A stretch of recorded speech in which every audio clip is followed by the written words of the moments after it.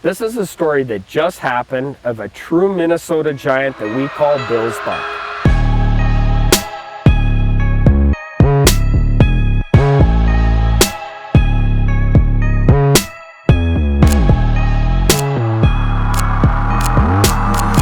That's the biggest deer I've ever seen. All right, well, this is a crazy deer story, and I'm going to try to do the best job I can telling it. So the story of Bill's buck all starts back in 2022 when Brandon and I were hunting late season. We had an encounter with a buck we had never seen before. It was late season. This buck came in and he fed on beans right in front of the muddy blind, and you know, he was like, we estimated 3-4 years old, but you know, he was getting on that mature level, but you could see that he had a lot of potential, so we passed on him. We didn't shoot him at that point, and that year we ended up eating our tag. So in 2023, we decided to go in and build a new food plot and clear out an area that had really been untapped in that area of the farm.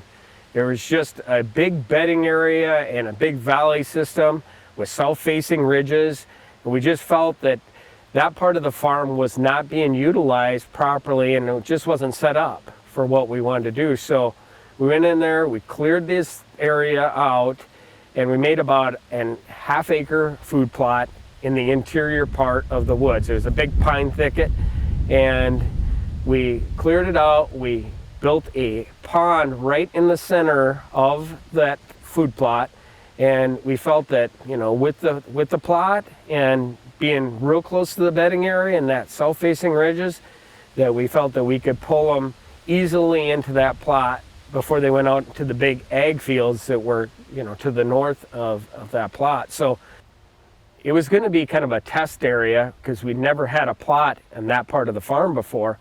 So we planted evolved brassicas in there that spring, and the water hole was holding good water. And as soon as the brassicas started coming up, we put a Hueyman electric fence around them all because we knew that that plot being so small would probably get browsed off before it had a chance to mature. And sure enough, I mean, we started picking up deer right on the edge of the fence, and one of the deer that showed up happened to be this 10-pointer that we passed on the year before. And he blew up. I mean, his frame had gotten a lot bigger. But he was in velvet. He looked big. We're still kind of up in the air whether he'd be a shooter because we felt like he could be 4, could be 5, but he was definitely had the framework of a true giant, and he'd shown some good potential. So right before the hunting season, we ended up taking down the electric fencing system and making the plot available for deer, and they just started hammering this plot. So after we got the fence pulled, we started hunting it right away. And we had, you know, a lot of bucks coming in and going to the water, eating on the brassicas, and they were just pounding it. And guess who showed up? It was the buck that we had seen during the summer in velvet, buck that we nicknamed Bill's buck. And he started coming in, and we looked at him. I mean, he was right at the water hole that night in front of me, and I'm like, God, he looks young. His just face and his body just wasn't fully mature. So we decided, we talked it over with the Simpsons, and we said, let's pass on him. We called the neighbor, who happens to be our great friends from Matthews, and we talked to them about passing him up as well, and they were on board. They were like, hey, let's give this deer a pass. They also knew about the deer. So that year, we just let him walk. We were excited to let this deer go and see what he could develop into the following year. So in the spring of 2024, of course, we went in, we planted that interior plot, and we fenced off the plot all summer long because we didn't want deer in there. So we didn't get any intel of Bill's buck at all during the summer of 2024. So as it got real close to the season, we were wondering if he's still around or not because we just hadn't got a picture of him. Brandon went in and pulled the Hueyman electric fencing system off of the plot, and within, you know, a 5 to 6 hour period, guess who showed up? Bill's buck was in the plot. and he was bigger than ever. I mean, this deer had put on more mass. He had thrown more junk with a lot of non-typical. And what was even cooler is he had now thrown a drop time off the bottom of his left beam. So he was just a big frame non-typical. And I knew that he would be real close to breaking that 200 mark. We really wanted Bill to get a crack at this deer, you know, because he's had so much time and investment into this farm. So opening weekend, Bill went and got in one of his stands that was overlooking the water hole in that interior plot. And Brandon went and filmed them, and they weren't in that blind more than just an hour, and deer started just pouring into the plot, and it wasn't long, and Bill's buck stepped into the plot.